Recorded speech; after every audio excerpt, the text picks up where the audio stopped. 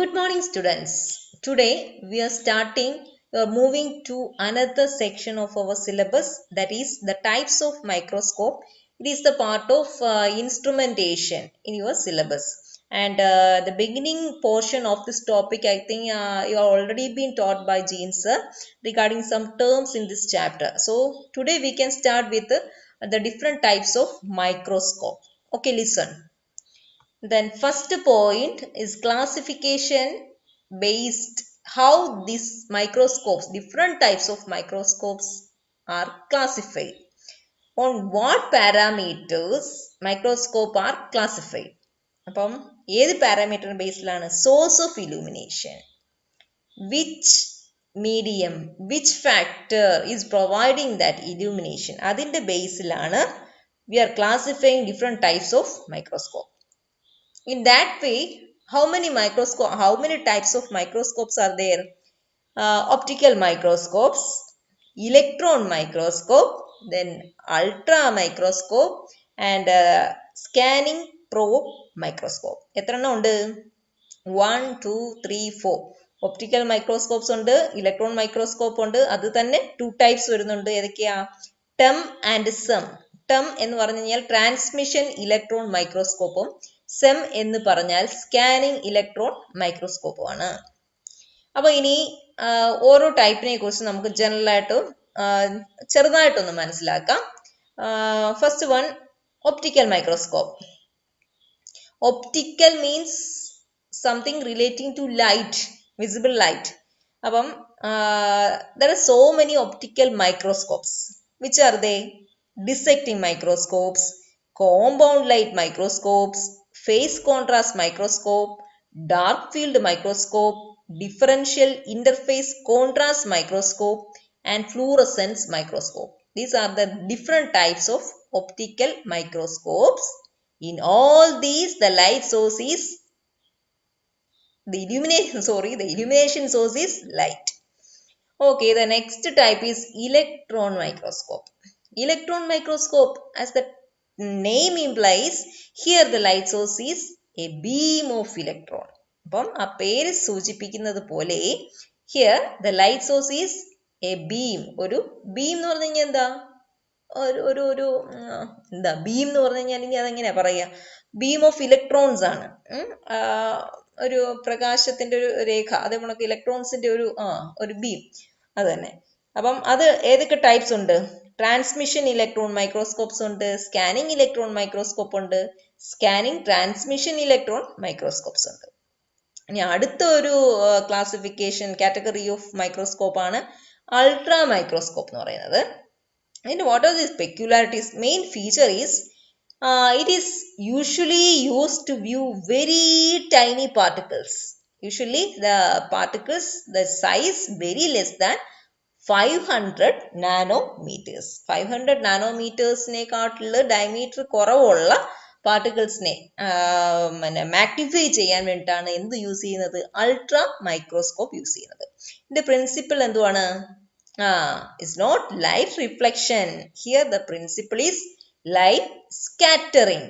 അതൊക്കെ ഡീറ്റെയിൽ ആയിട്ട് നമ്മൾ ഇങ്ങോട്ട് വരുമ്പോൾ പഠിക്കും. അപ്പം ഇതിന്റെ പ്രിൻസിപ്പിൾ എന്ന് പറയുന്നത് ലൈറ്റ് സ്കാറ്ററിംഗ് ആണ്, നോട്ട് ലൈറ്റ് റിഫ്ലക്ഷൻ. അതിന്റെ എന്തോ ഒരു ഇമേജ് ടീച്ചർ ഇട്ടിട്ടുണ്ട്. We can go and see that. Okay, ultra microscope, അതിന്റെ വർക്കിംഗ്, അതിന്റെ പ്രിൻസിപ്പിൾ എന്താണെന്ന് നമ്മൾ കാണാൻ പോകുന്നത്.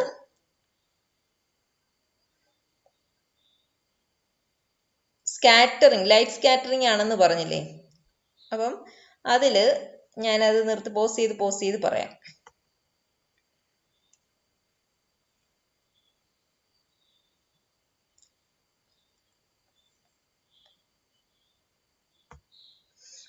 ഇവിടെ നോക്കിക്കേ, ഒരു കൊളോയിഡ് സൊല്യൂഷൻ ആണ്. It's a home made polystyrene colloid. What is colloid? Colloid എന്ന് പറഞ്ഞു കഴിഞ്ഞാൽ എന്താണ്? കൊളോയിഡ് എന്ന് പറഞ്ഞു കഴിഞ്ഞാൽ it's a mixture of 2 or more substances ആണ്. ആ ഒരു മിക്സ്ചറിന്റെ പ്രത്യേകത എന്താണെന്ന് വെച്ച് കഴിഞ്ഞാൽ it is form of a solution. അപ്പം that particles of that mixture will not get settled down. It constantly moving and suspended in that medium. അപ്പം അത് ഒരിക്കലും അടിയിൽ സെറ്റിൽ ചെയ്യാതെ ഇങ്ങനെ മൊത്തത്തിൽ ഡിസ്പേഴ്സ് ചെയ്തെടുക്കും. അപ്പം പാർട്ടിക്കിൾസ് മൊത്തത്തിൽ ഇങ്ങനെ ഡിസ്പേഴ്സ് ചെയ്തിരിക്കുന്നതുകൊണ്ട് എല്ലായിടത്തും അതിന്റെ പർട്ടിക്കുലർ മാറ്റേഴ്സ് ഉണ്ടായിരിക്കും. അപ്പോൾ ഇതിലൂടെ ലൈറ്റ് കടന്നു പോയി കഴിഞ്ഞാൽ ഓരോ പാർട്ടിക്കിൾസിലും തട്ടിയിട്ട് മാക്സിമം റിഫ്ലക്ഷൻ നടന്നിട്ട് മാക്സിമം സ്കാറ്ററിങ് കിട്ടും. അപ്പം ഒരു കൊളോയിഡ് സൊല്യൂഷനിലാണ് നമ്മൾ ഇവിടെ നമുക്ക് മാഗ്നിഫൈ ചെയ്യേണ്ട സബ്സ്റ്റൻസിനെ വെക്കുന്നത്. അപ്പം നമുക്ക് ഏത് സബ്സ്റ്റൻസിനെയാണോ ഈ അൾട്രാ മൈക്രോസ്കോപ്പ് ഉപയോഗിച്ച് നമുക്ക് കാണേണ്ടത്, അപ്പം ആ സബ്സ്റ്റൻസിനെ നമ്മൾ ഒരു കൊളോയിഡ് സൊല്യൂഷനിൽ വെച്ച് അതിൽ കൂടെ ഒരു beam of UV light pass ചെയ്യും. അപ്പം പാസ് ചെയ്യുമ്പോൾ ആ ലൈറ്റ് ഈ കൊളോയിഡിൽ കൂടെ പാസ് ചെയ്യുമ്പം സ്കാറ്റർ ചെയ്യും. മാക്സിമം ആ സ്കാറ്ററിങ് നമ്മൾ സാധാരണ ഒരു കോമ്പൗണ്ട് മൈക്രോസ്കോപ്പിൽ കൂടി കടത്തിവിട്ട് മാക്സിമം മാഗ്നിഫിക്കേഷൻ കിട്ടും to view very very tiny particles. അപ്പൊ ഇനി ഈ വീഡിയോ കണ്ടു നോക്ക്, അപ്പം നിങ്ങൾക്കത് മനസ്സിലാവും. ഇതൊരു കൊളോയിഡ് ആണ്.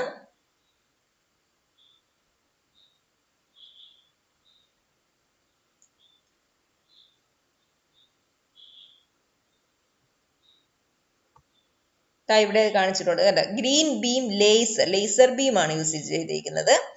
അപ്പം ഇത് നമ്മുടെ ഒബ്ജക്റ്റീവ് ആണ്, കണ്ടൻസർ ആയിട്ട് യൂസ് ചെയ്യുകയാണ്.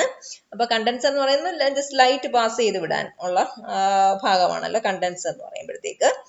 അപ്പം എന്നിട്ട് ഇത് എന്ന് പറയുന്നതാണ് നമുക്ക് ഒബ്സർവ് ചെയ്യേണ്ട മെറ്റീരിയല് എന്തോത്തിൽ ഡൈല്യൂട്ട് ചെയ്ത് വെച്ചിരിക്കുന്നത്, കൊളോയിഡിൽ. എന്തിനാ കൊളോയിഡിൽ ഡൈല്യൂട്ട് ചെയ്ത് വെച്ചിരിക്കുന്നത്? To get maximum scattering of this light. എന്നിട്ട് ആ ലൈറ്റിന്റെ മാക്സിമം സ്കാറ്ററിങ്, അപ്പൊ ആ മാക്സിമം സ്കാറ്റേർഡ് ലൈറ്റിനെയും എന്ത് വഴി കടത്തി വിടും? നമ്മുടെ മൈക്രോസ്കോപ്പ് വഴി കടത്തി വിട്ടിട്ട് tapping the benefit of that maximum scatterings, we are observing that object and to get maximum magnification. അപ്പൊ നോക്കിക്കേ,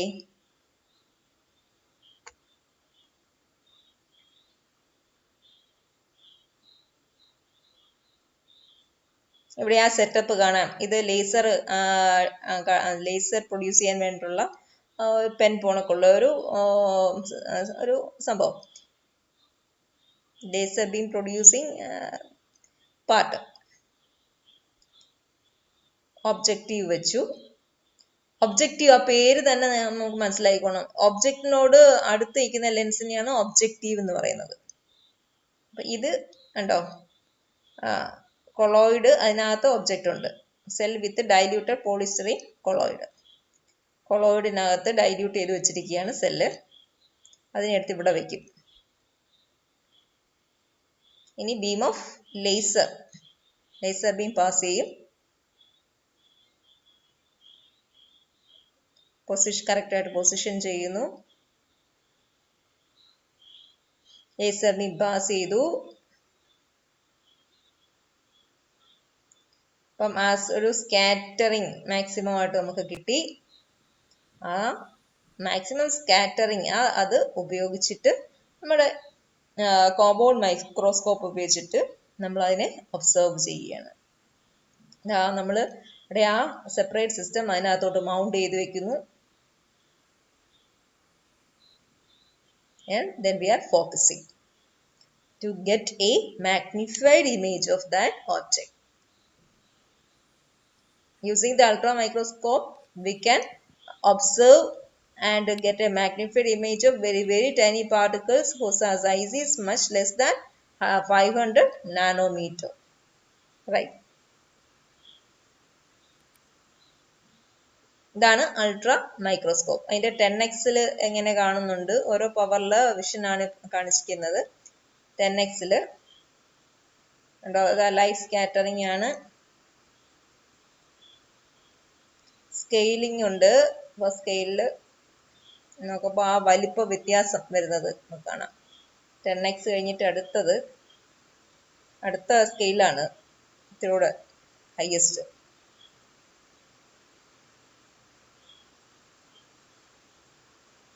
അതിന്റെ ലേബൽ മാറിയില്ല. 40x വന്നപ്പോഴത്തേക്ക് ഇതിലൂടെ നമുക്ക് വലിയ സൈസായിട്ട് കാണാൻ പറ്റും. ഞാൻ ഫോക്കസിങ് വരുന്നതേ ഉള്ളൂ. ഓക്കെ, അപ്പൊ ഇതാണ് അൾട്രാ മൈക്രോസ്കോപ്പ് എന്ന് പറയുന്നത്. എല്ലാവർക്കും മനസ്സിലായി കാണുമെന്ന് കരുതുന്നു.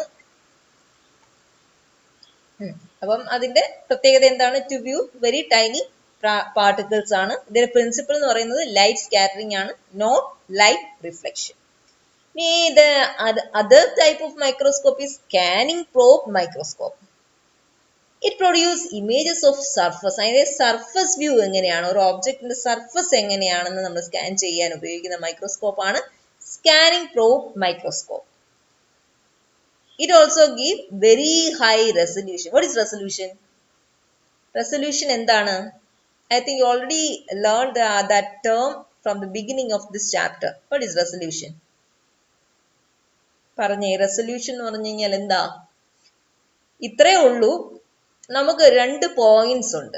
അപ്പൊ ആ 2 പോയിന്റ്സും 2 ആണ് എന്ന് നമുക്ക് തിരിച്ചറിയാൻ, ഡിസ്റ്റിങ്ക്റ്റ് ചെയ്യാൻ അത് മാക്സിമം എത്ര അടുത്തിരുന്നാൽ പറ്റും.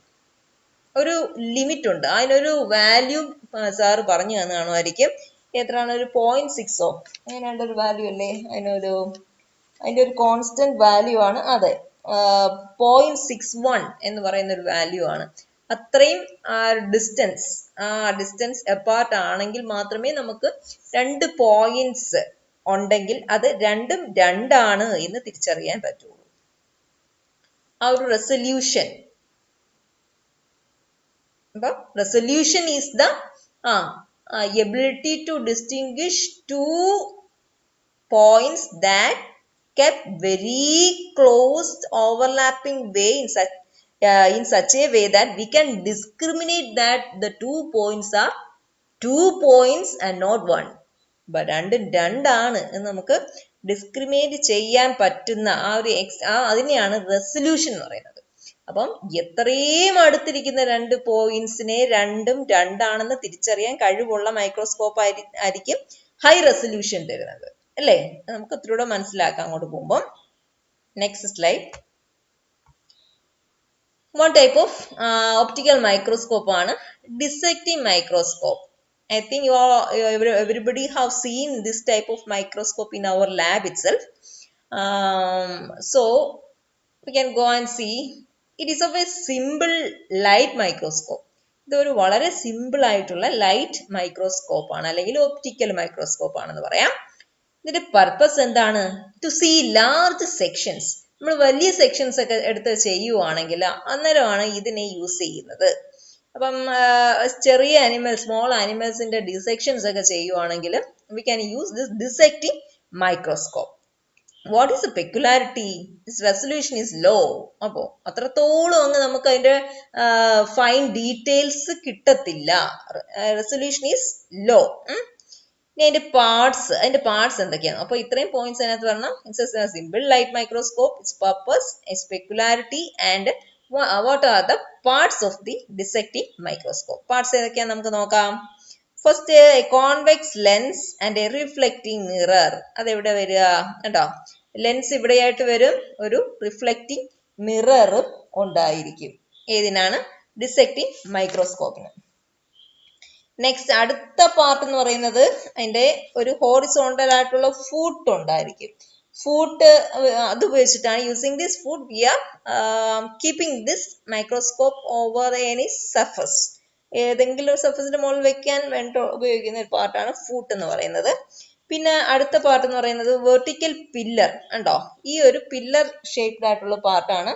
It holds the main parts of the microscope. മൈക്രോസ്കോപ്പിന്റെ മെയിൻ പാർട്സിനെ ഹോൾഡ് ചെയ്യുന്നത് ഈ വെർട്ടിക്കൽ പില്ലർ ആണ്. Next is a draw tube. Draw tube എന്ന് പറയുന്നത് കഴിഞ്ഞാൽ it is a type of tube lies inside this pillar. അപ്പൊ ഈ പില്ലറിന്റെ ഉള്ളിൽ ഇരിക്കുന്ന വേറൊരു ട്യൂബാണ് ഡ്രോ ട്യൂബ് എന്ന് പറയുന്നത്. We can move this draw tube up and down by rack and pinion arrangement. Rack and pinion arrangement എന്ന് പറഞ്ഞു കഴിഞ്ഞാൽ this term is coming in many areas in this chapter, so we have to understand what is rack and pinion arrangement. Rack and pinion spelling teacher ഒന്ന് പറയാം. RACK, rack and pinion, PINION. RACN pinion, rack and pinion arrangement. അതായത് പറയുന്നത് ഇത്രേ ഉള്ളൂ, ഇതിനകത്ത് 2 gear ഉണ്ട്. ഒരു circular gear, ഈ ഒരു ഏരിയക്കുള്ളിൽ ഒരു സർക്കുലാർ ഷേപ്ഡ് ഗിയറും ഒരു സ്കെയിൽ ഒരു ലീനിയർ ഗിയറും ഉണ്ടായിരിക്കും. അപ്പം അതിന്റെ അറേഞ്ച്മെന്റ് പ്രത്യേകത എന്ന് വെച്ച് കഴിഞ്ഞാൽ ഇതിനെ ഇങ്ങനെ നമ്മൾ കറക്കുമ്പോൾ ആസ് വി റൊട്ടേറ്റ് ദിസ് എന്താണ് സർക്കുലാർ ഗിയർ, അപ്പൊ സർക്കുലാർ ഗിയർ റൊട്ടേറ്റ് ചെയ്യാൻ വേണ്ടിയിട്ടാണ് ഈ ഒരു നമ്മുടെ ഈ ഒരു നോബ്. അപ്പം അത് സർക്കുലാർ ആയിട്ട് റൊട്ടേറ്റ് ചെയ്യുമ്പം ലീനിയർ സ്കെയില് ലീനിയർ ആയിട്ട് മൂവ് ചെയ്യും, മുകളിലോട്ടും താഴോട്ടും മൂവ് ചെയ്യും. അപ്പൊ നമ്മൾ ഇവിടെ കറക്കുമ്പോൾ എന്താ പറ്റും, ഈ സ്റ്റേജ് മുകളിലോട്ടും താഴോട്ടും മൂവ് ചെയ്യും. ഇതിനെയാണ് റാക്ക് ആൻഡ് പീനിയർ അറേഞ്ച്മെന്റ് എന്ന് പറയുന്നത്. അപ്പം ഈ ഡ്രോ ട്യൂബ് വർക്ക് ചെയ്യുന്നത് using which arrangement, which rack and pinion arrangement. അപ്പൊ അതിൽ നിന്ന് മനസ്സിലാക്കാം, ഇവിടെ അഡ്ജസ്റ്റ് ചെയ്യുമ്പം V can move this area up and down. ഇനി അടുത്ത ഒരു പാർട്ട് എന്ന് പറയുന്നത് ഫോൾഡബിൾ ആം. ഈ ഒരു ആം എന്ന് പറയുന്നത് നമുക്ക് മടക്കാനൊക്കെ പറ്റും. ഈ ലെൻസ് പിടിപ്പിച്ചിരിക്കുന്ന ഈ ആം എന്ന് പറയുന്നത് മടക്കാനൊക്കെ പറ്റും. Is fixed at the tip of the draw tube. Draw ട്യൂബിന്റെ ടിപ്പിലായിട്ടാണ് ഫിക്സ് ചെയ്തേക്കുന്നത്. It holds the lens. ഇതാണ് ലെൻസിനെ ഹോൾഡ് ചെയ്ത് വെച്ചിരിക്കുന്നത്. ഇനി അടുത്തത് സ്റ്റേജ് എന്ന് പറയും ഈ പാർട്ട്. ഈ സ്റ്റേജ് എന്ന് പറയുന്നത് ഫോർ ഫിക്സിങ് ദ ഒബ്ജക്റ്റ്. അപ്പം സ്ലൈഡ് ആയാലും ഒബ്ജക്റ്റിനെയൊക്കെ എടുത്ത് വെച്ചുകൊണ്ട് ഫിക്സ് ചെയ്ത് ഈ ക്ലിപ്പ് എടുത്ത് വെച്ചിട്ട് അങ്ങോട്ട് പിടിപ്പിക്കും. For holding the object of slide we can use this stage. Then adjustment screw. ഇതിന്റെ പേര് സ്ക്രൂ, എനിക്ക് അപ്പോൾ ആ ടേം കിട്ടിയില്ല. അഡ്ജസ്റ്റ്മെന്റ് സ്ക്രൂ ഉണ്ട്. ഈ സ്ക്രൂ ഉപയോഗിച്ചിട്ടാണ് V can move the stage up and down അല്ലേ. അത് വെച്ചിട്ട് നമുക്ക് റാക്ക് ആൻഡ് പീനിയൻ സിസ്റ്റം വെച്ചിട്ട് നമുക്ക് ഡ്രോ ട്യൂബും മുകളിലോട്ടും താഴോട്ടും ഒക്കെ മൂവ് ചെയ്യാൻ പറ്റും. These are the different parts of dissecting microscope. I think you have understand that. Next slide. Here self compound light മൈക്രോസ്കോപ്പിലോട്ട് വരുവാണ് നമ്മൾ. കോമ്പൗണ്ട് ലൈറ്റ് മൈക്രോസ്കോപ്പ് എന്ന് പറയുമ്പോൾ this is the common type of microscope everybody have seen in our lab, and I think you all are familiar with that for doing so many practicals in your plus 2 classes or like that. So many of you have already known what about its principle, its parts. Anyway, I am going to revise all those things. Compound light microscope. Here also the source of light is which one? Visible light ആണ്. അവിടെയും എന്ത് source of light എന്ന് പറയുന്നത് compound മൈക്രോസ്കോപ്പില് source of light is visible light ആണ്. ഇനി നമുക്ക് അതിനകത്തെ പാർട്സ് ഇത്രയും പോയിന്റ്സ് നിങ്ങൾ പറഞ്ഞിരിക്കണം. എത്ര എണ്ണം ഉണ്ടെന്ന് എണ്ണി നോക്കാം. ഫസ്റ്റ് 1 2 3 4 5 6 7 8 9 10 11 പോയിന്റ്സ് വരുന്നുണ്ട്. അപ്പോൾ അത്രയും പറയുക. അപ്പോൾ മൈക്രോസ്കോപ്പിന്റെ പാർട്സ് ആവും. ബേസ് എന്ന് പറയുന്നത് ബേസ് ഇതാണ്. അത് ആരോ തെറ്റായി പോയി കേട്ടോ. ഓക്കെ. അപ്പം നിങ്ങൾ ടീച്ചർ പറയുന്നത് ശ്രദ്ധിക്കുക. ബേസ് എന്ന് പറഞ്ഞു കഴിഞ്ഞാൽ ഈ ഒരു പോർഷനെയാണ് ബേസ് എന്ന് പറയുന്നത്. It is strong enough to support the whole structure of compound microscope. ഇനി അടുത്ത എന്ന് പറയുമ്പോഴത്തേക്ക് പില്ലർ. പില്ലർ എന്ന് പറയുമ്പോഴത്തേക്ക് ഈ ഒരു ഏരിയ ആണ് വരുന്നത്. പില്ലർ, ഈ പില്ലറിന്റെ പ്രത്യേകത എന്തുവാണ്? It stands vertically on the base. ബേസിൽ വെർട്ടിക്കൽ ആയിട്ട് നിൽക്കുകയാണ്.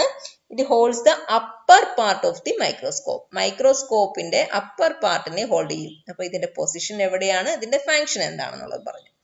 ഇനി അടുത്ത ആം. ആം എന്ന് പറയുമ്പോൾ നമ്മൾ ഇവിടെ ആണ് we are holding the microscope. For taking it to one place to another, we are holding at the area of arm.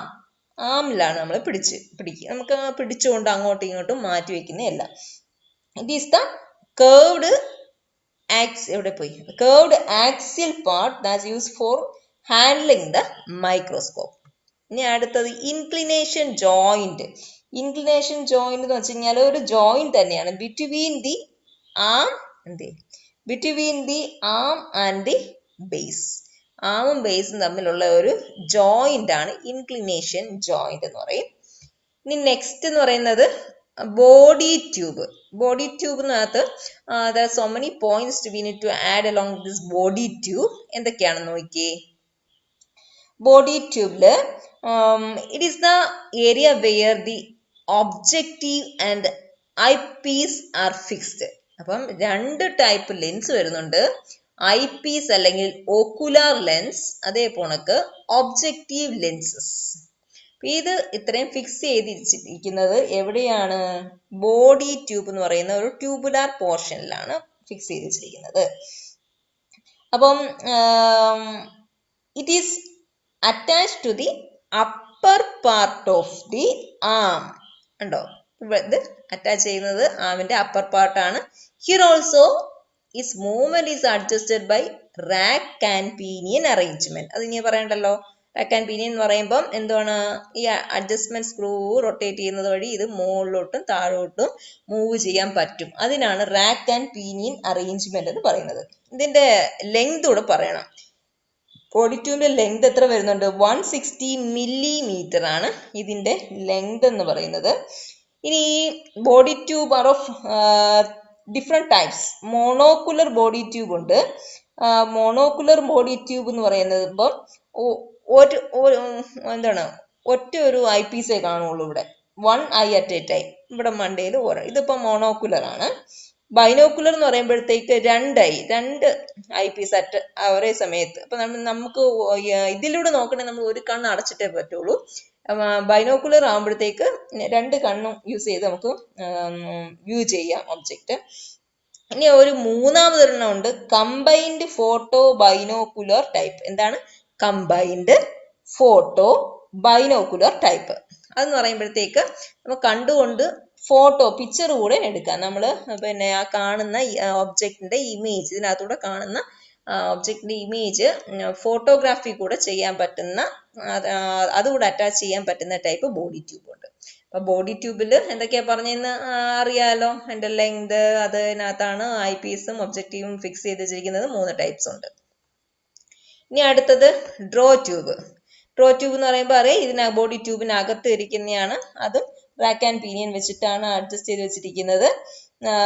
ഇതിന്റെ എൻഡിനകത്താണ് ഏത് ഫിക്സ് ചെയ്ത് വെച്ചിരിക്കുന്നത്? ഓക്കുലാർ ലെൻസ് അല്ലെങ്കിൽ ഐ പീസ് ഫിക്സ് ചെയ്ത് വെച്ചിരിക്കുന്നത്. ഇനി അടുത്തത് നോസ് പീസ് എന്ന് പറയും. നോസ് പീസ് എന്ന് പറയുമ്പോഴത്തേക്ക് അത് ഒരു ഡിസ്ക് ഷേപ്ഡ് ആയിട്ടുള്ള പാർട്ടാണ്. പിന്നെ ബോഡി ട്യൂബിന്റെ ലോവർ പാർട്ടിലാണ് അറ്റാച്ച് ചെയ്തിരിക്കുന്നത്. ഇതിന്റെ എൻഡിൽ ബാക്ക് പോട്ടെ. ഇതിന്റെ എൻഡിലായിട്ടാണ് ഒബ്ജക്റ്റീവ്സ് അറ്റാച്ച് ചെയ്ത് വെച്ചിരിക്കുന്നത്. ഓക്കെ, ക്ലിയർ ആയല്ലോ.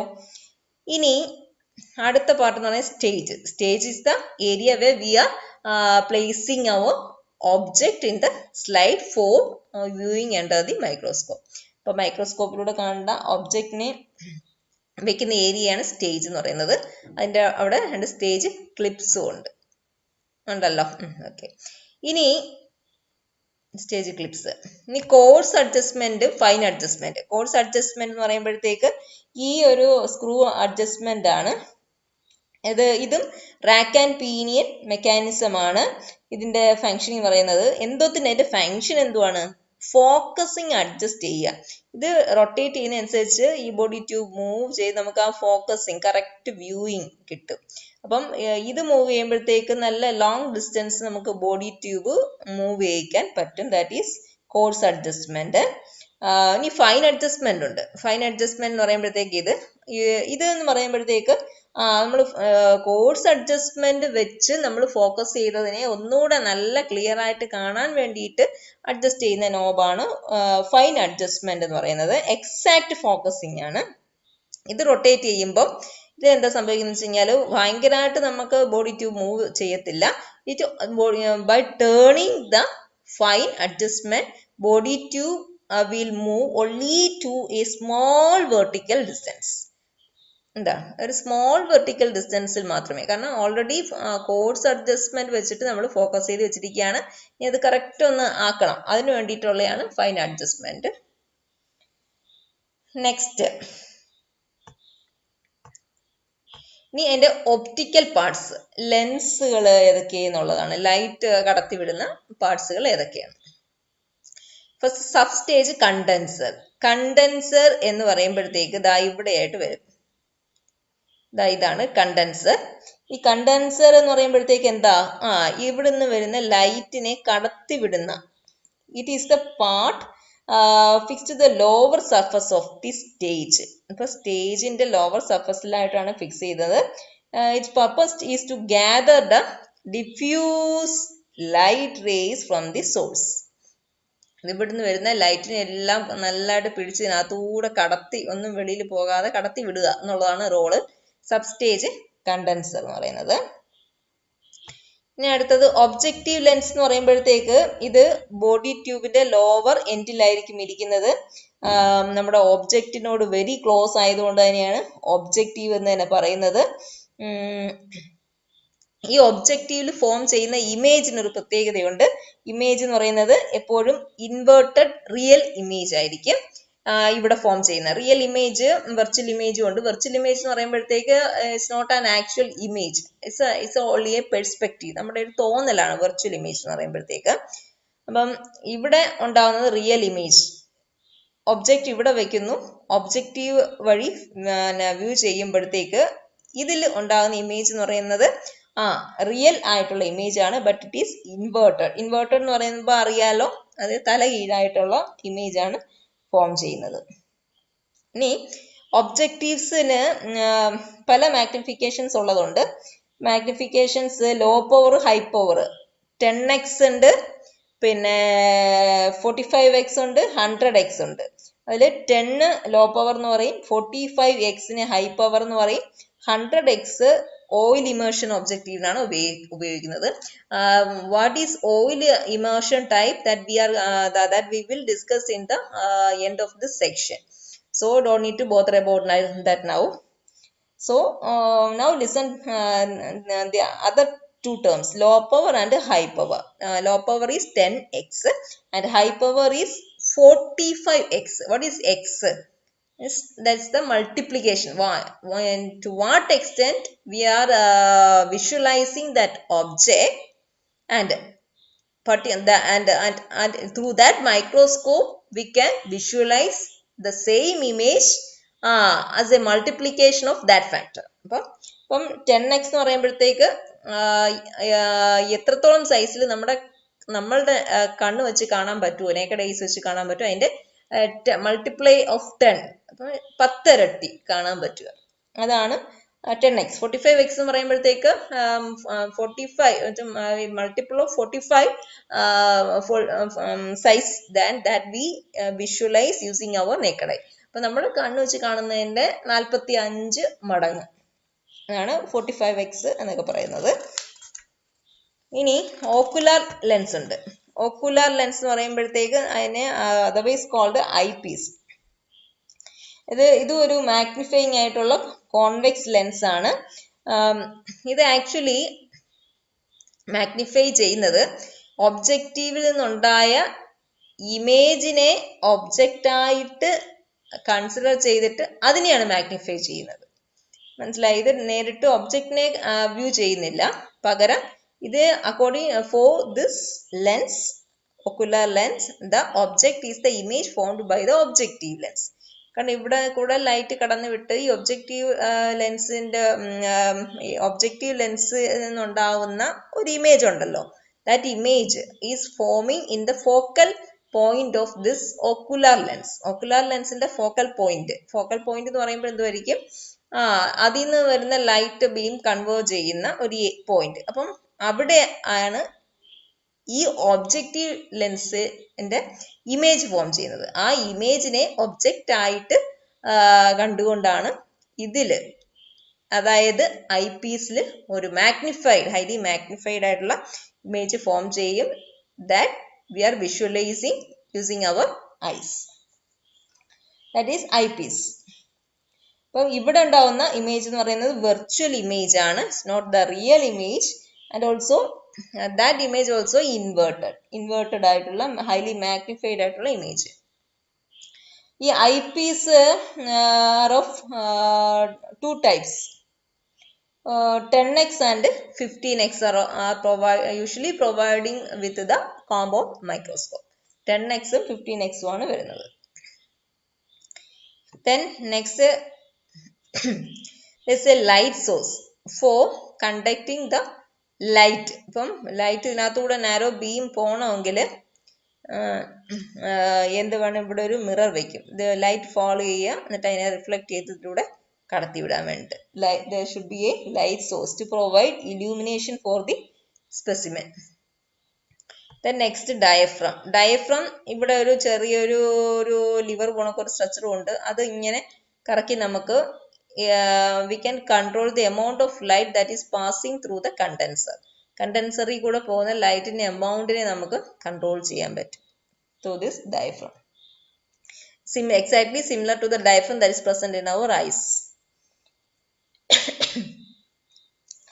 It is a substage window. For diaphragm, what is diaphragm? It's a substage window that is fixed below the condenser. Fixed below the condenser. ഇത് ഇവിടെ condenser അതിൻ്റെ അടിയിലായിട്ടാണ് ഫിക്സ് ചെയ്തിരിക്കുന്നത്. Regulates the amount of light entering into the condenser.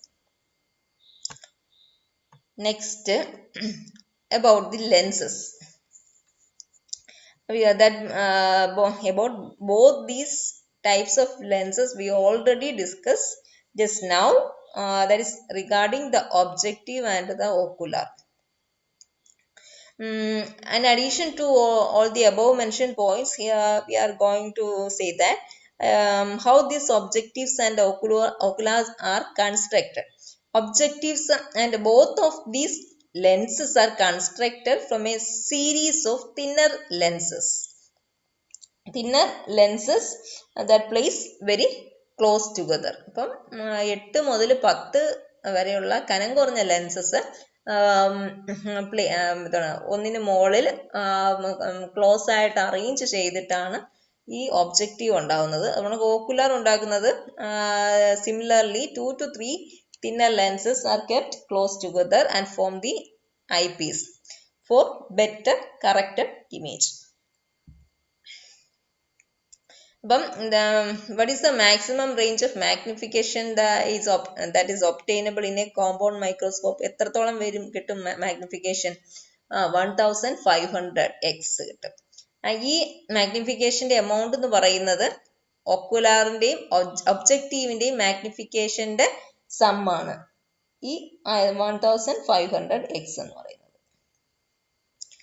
ഇനി അതിന്റെ principle is very important. He has asked for so many times for the university examination.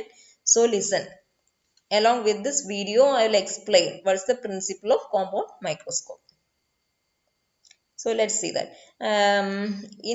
For this video, you have to listen about the position of two lenses. Then what is the position of object?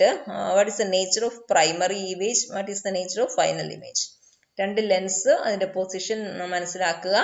അപ്പോൾ object എവിടെയാണ് വെച്ചിരിക്കുന്നത്. അപ്പം രണ്ട് സ്റ്റേജിൽ image form ചെയ്യുന്നുണ്ട്, primary ഇമേജും final ഇമേജും. Primary image എന്ന് പറയുന്നത് ഒബ്ജക്റ്റീവിൽ ഉണ്ടാവുന്ന ഇമേജ് ആണ്, that is inverted and real. Final image എന്ന് പറയുന്നത് നമ്മൾ ഐ പീസ് വഴി നമ്മൾ കണ്ണിൽ നമുക്ക് കാണുന്ന ഫൈനൽ ഇമേജ്, അത് എന്ന് പറയുന്നത് വെർച്വലും ഇൻവേർട്ടഡ്. രണ്ടിടത്തും ഇൻവേർട്ടഡ് തന്നെയാണ് image. So we can just go to see that video.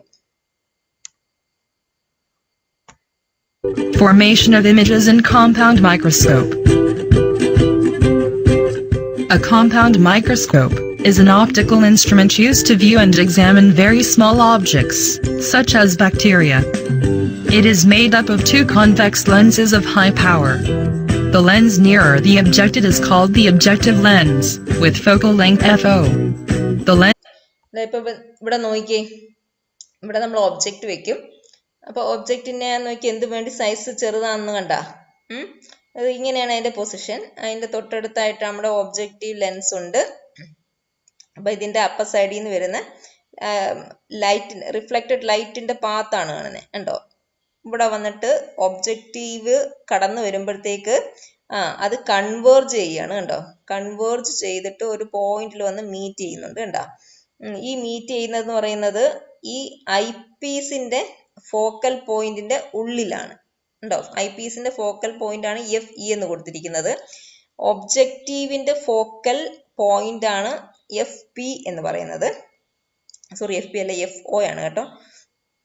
അപ്പം ഒബ്ജക്റ്റീവിൻ്റെ അതിൽ നിന്ന് വന്ന ബീം ഓഫ് ലൈറ്റ് തമ്മിൽ കൺവേർജ് ചെയ്യുന്ന പോയിന്റ് എന്ന് പറയുന്നത് ഏതിൻ്റെ ഉള്ളിലാണ്? ഐ പീസ് ലെൻസിൻ്റെ ഫോക്കൽ പോയിന്റിന്റെ ഉള്ളിലാണ്. കണ്ടോ? അതാണ് ഈ ഒബ്ജക്റ്റീവ് ലെൻസ് ഫോം ചെയ്യുന്ന ഇമേജ്. അതിന്റെ പ്രത്യേകത ഇത്തിരി കൂടെ മാഗ്നിഫൈഡ് ആണ്, ഇൻവേർട്ടഡ് ആണ്, റിയൽ ഇമേജ് ആണ്. അപ്പോൾ ഇനി എന്താ ചെയ്യുന്നതെന്ന് വെച്ച് കഴിഞ്ഞാൽ നമ്മൾ ഈ കൺവേർജ് ആയിട്ടുള്ള ലൈറ്റ് ബീം അവിടുന്ന് പാസ് ചെയ്തിട്ട് ഈ ഐ പീസിൽ ഫാൾ ചെയ്യുന്നുണ്ട്. കണ്ടോ? ഐ പീസിൽ ഫാൾ ചെയ്യാണ്. എന്നിട്ടാണ് നമ്മുടെ കണ്ണിലോട്ട് എത്തുന്നത്. അപ്പോൾ ഇവിടെ ആക്ച്വലി ഇത് നമുക്കൊരു വെർച്വൽ ഇമേജ് എന്ന് പറയാനുള്ള കാരണം തന്നെ ഇങ്ങനെയാണ്. ഇവിടെ ആക്ച്വലി ഒരു കൺവേർജിങ് ഇല്ല, ഇവിടെ ഡൈവേർജ് ചെയ്ത് പോവുകയാണ്. കണ്ടോ? രണ്ട് ബീമും ഡൈവേർജ്, പിന്നെ ഒരു മീറ്റിംഗ് ടുഗദർ ഇല്ല തമ്മിൽ. അപ്പം നമ്മൾ ഇതിനകത്ത് നമ്മളിങ്ങനെ ഈ കൺവേർജിങ് ലൈനിനെ രണ്ടിനെയും ബാക്കിലോട്ട് നമ്മൾ അസംഷനാണ്, ഡോട്ടഡ് ലൈൻ വെച്ചിട്ട് അസ്യൂം ചെയ്യുകയാണ്. ബാക്കിലോട്ട് വരയ്ക്കുമ്പം അതൊരു പോയിന്റിൽ പോയിട്ട് എന്ത് ചെയ്യും? കൺവേർജ് ചെയ്യും, മീറ്റ് ചെയ്യും. അപ്പം ആ മീറ്റ് ചെയ്യുന്നിടത്താണ് ഈ magnified virtual image of eyepiece form ചെയ്യുന്നത്. അതാണ് നമ്മൾ നോക്കുമ്പോൾ കാണുന്നത്. അപ്പം ആദ്യം ഒബ്ജക്റ്റീവ് ഉണ്ടാക്കുന്ന ഇമേജ് എന്ന് പറയുന്നത് ഇതാണ്. അത് somewhat magnified with respect to the actual original object, also inverted. എന്നിട്ട് ഇതിനെ ഒബ്ജക്റ്റ് ആയിട്ട് കണ്ടുകൊണ്ട് ഇതിന്റെ മാഗ്നിഫൈഡ് ആയിട്ടുള്ള ഒരു വെർച്വൽ ഇമേജ് ആണ് ഏതുണ്ടാക്കുന്നത്? ഐ പീസ് ലെൻസ് ഉണ്ടാക്കുന്നത്.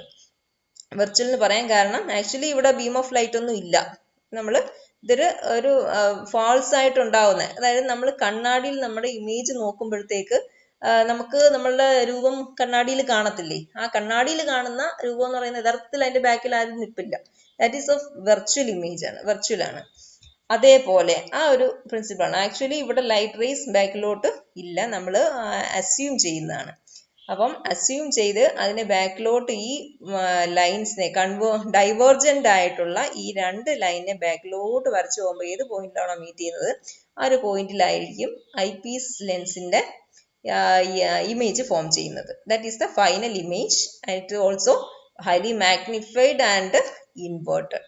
ഇനി നിങ്ങൾ വീഡിയോ കണ്ടു നോക്കുക. അപ്പോൾ പിടിയിട്ട് nearer the eye is called the eyepiece, with focal length FE, where FO is less than FE.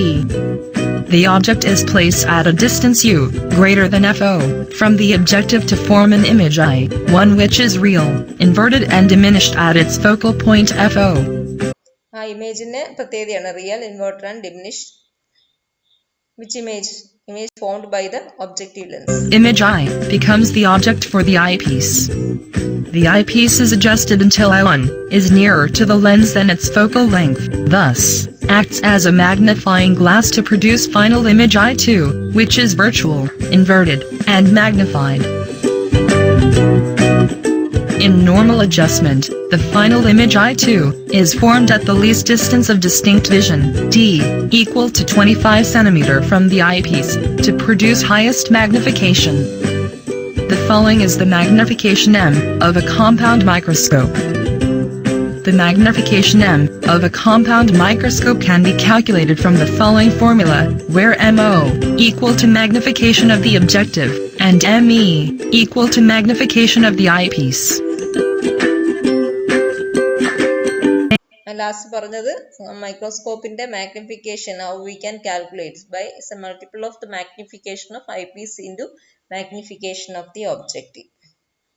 That is the working principle. അപ്പോൾ വർക്കിംഗ് പ്രിൻസിപ്പിൾ ഒന്ന് ടീച്ചർ പറയാം, ഒന്ന് ശ്രദ്ധിച്ചോണം. Compound microscope have series of two lenses that we already see. The objective lens lie close to the object to be observed, and the ocular lens or eyepiece through which the image is viewed by eye is located very near to the eye. Light from the light source passes through a thin transparent object. The image formation takes place in two stages. Primary image is formed by the objective. It is inverted, real and magnified. The second level of image formation occurs by eyepiece. This final image is virtual and inverted and further magnified. Therefore, the final magnification is the product of the magnification of the two stages of image formation.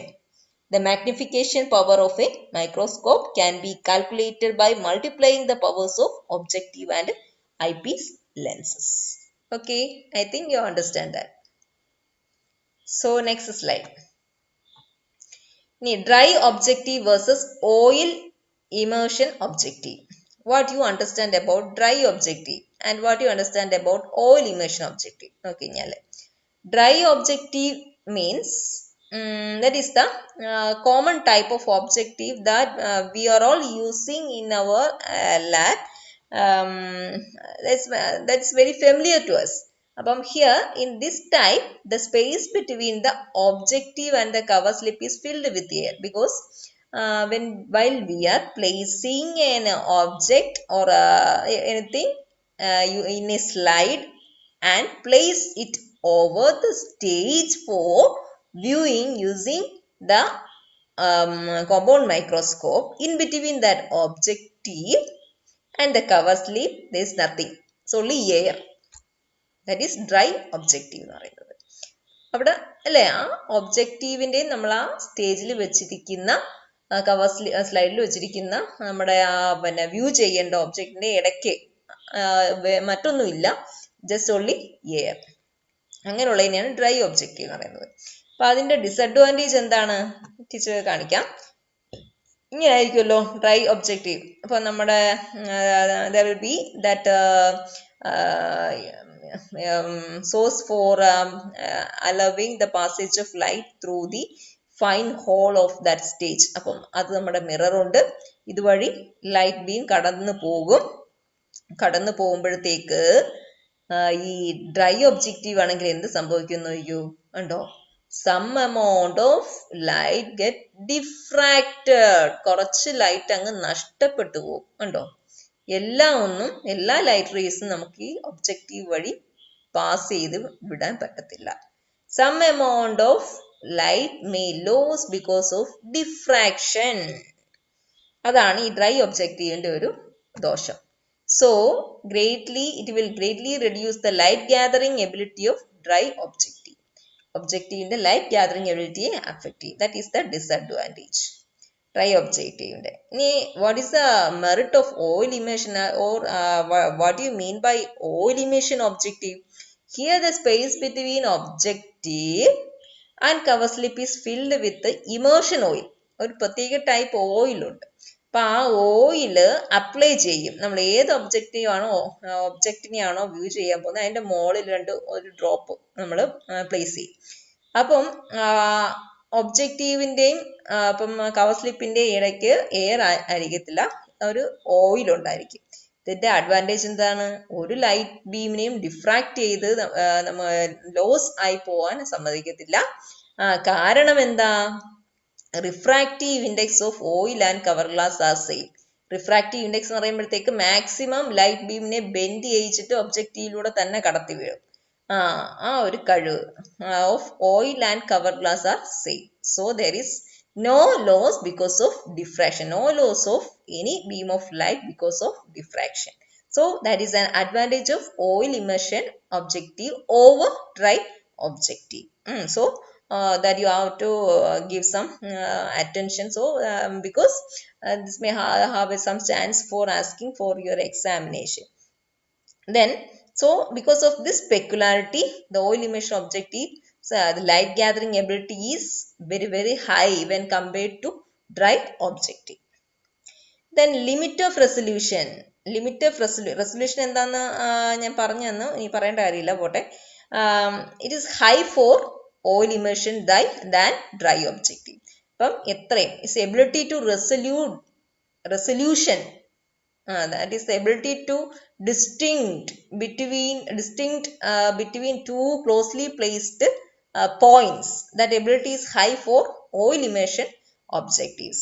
Then അതിൻ്റെ അപ്പോൾ resolution of dry objective എത്രയാണ് വരുന്ന value? ആ ഇക്വേഷനിൽ ഇട്ട് നോക്കുമ്പം 0.61 എന്ന് പറയുന്നത് നമ്മുടെ കോൺസ്റ്റന്റ് വാല്യൂ ആണ്. രണ്ട് പോയിന്റ്സ് തമ്മിൽ മാക്സിമം കൊടുക്കാൻ പറ്റുന്ന അകലം. ഇൻറ്റു 450 എന്ന് പറയുന്ന വാല്യൂ എന്ന് പറയുന്നത് എന്താണ് 450 എന്ന് പറയുന്നത് is a shortest wavelength of visible light ആണ്. ഡിവൈഡഡ് ബൈ 0.94 എന്ന് പറയുന്നത് it is the numerical aperture of objective. Dry ഒബ്ജക്റ്റീവിന്റെ ഏറ്റവും ഹയസ്റ്റ് പോസിബിൾ ന്യൂമറിക്കൽ അപ്പർച്ചർ എന്ന് പറയുന്ന റെസൊല്യൂഷൻ തന്നെയാണ് ഉദ്ദേശിക്കുന്നത്. ആ പവറാണത്.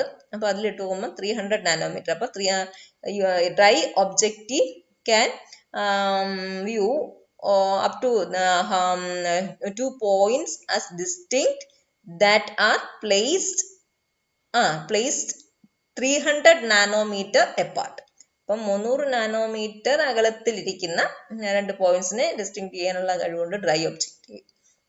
എന്നാൽ ഓയിൽ ഇമേർഷൻ ഒബ്ജക്റ്റീവ് ആണെങ്കിലോ in the place of this 300 is value is 200. ഇപ്പൊ 200 നാനോമീറ്റർ എപ്പാർട്ട് ഇരിക്കുന്ന പോയിന്റ്സിനെ വരെ റിസോൾവ് ചെയ്ത് കാണാനുള്ള പവർ ഉണ്ട് ഓയിൽ ഇമേഷനിൽ. അപ്പം along with this we need to give importance to other 3 points. Maximum limit of magnification by compound microscope എന്ന് പറയുന്നത് 1500x ആണ്. Maximum possible resolution എന്ന് പറയുന്നത് 0.2 micrometer, that is this value. Then if the source of light is UV light, the resolution we can increase to 0.1 micrometer. With this we can wind up the today's class. Thank you.